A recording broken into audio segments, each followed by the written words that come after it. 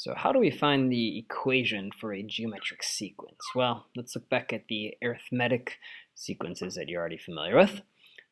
This sequence here that goes from 10 to 14, well, that's arithmetic because it's adding 4. And then add 4 to 18, add 4 to 22.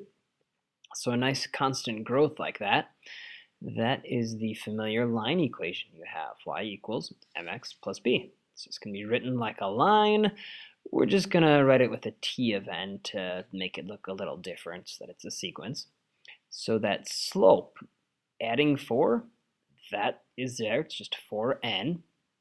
And then the b value that goes on the end. Well, we could do the normal plus b work, using the term number. Term 1 is 10, or 2 is 14, 3 is 18 to figure out what goes on the end. But there's kind of a different way. That b value, that's your y-intercept. That's the 0 value. So if we can go backwards and find the 0 term, even though it doesn't exist, we'll be able to finish off our sequence equation. So the 0 term would be, doesn't exist again, but the thing that comes before a 10. So instead of adding 4, we can go backwards, subtract 4, and come up with 6 for the b value to finish off this arithmetic sequence. Well, downtime apparently. What about this geometric example? It's not adding anymore. That's why it's geometric. From 10 to 20 is multiplying by 2. And again to go to 40, and again to get to 60.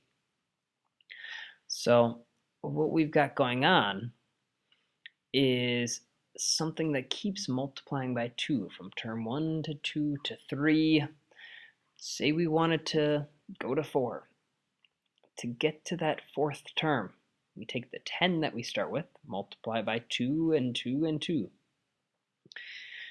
10 times 2 cubed, we could write it as. But that can be a little bit tricky. There's a fancy way of doing this, because it's the fourth term, the exponent is 3. Those are related, but let's do this kind of a different way, one that I think makes more sense. Like the 0 term. If we go back to that, what would come before the 10? It would have been a 5.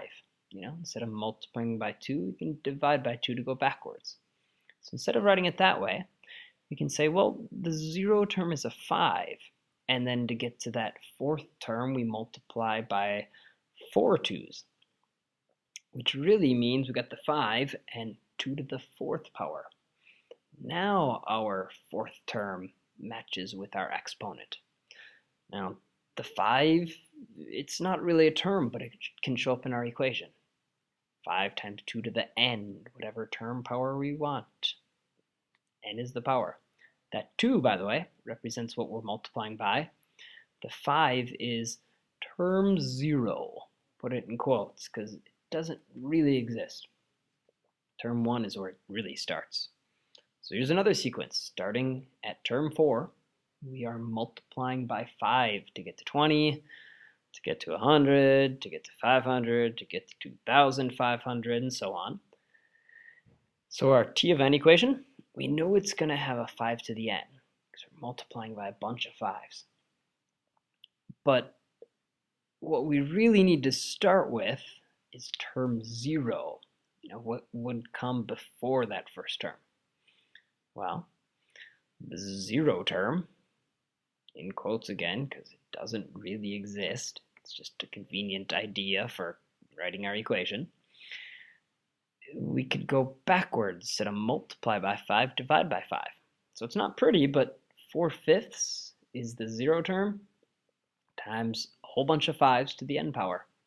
It'd be this geometric sequence. Now, 4/5 is the same as 0.8, so you could write it as 0.8, 5 to the n. I prefer the fraction, but on to another one. A little bit different this time, because 81 to 27, that's getting smaller. So geometric also includes dividing equations. So dividing by 3 to get each term in the sequence. But the trouble with that is our equation we were writing above, that is always the thing we're multiplying by, sometimes called the multiplier. So we're not multiplying, we're dividing. But we can actually write each of these as if they were multiplying.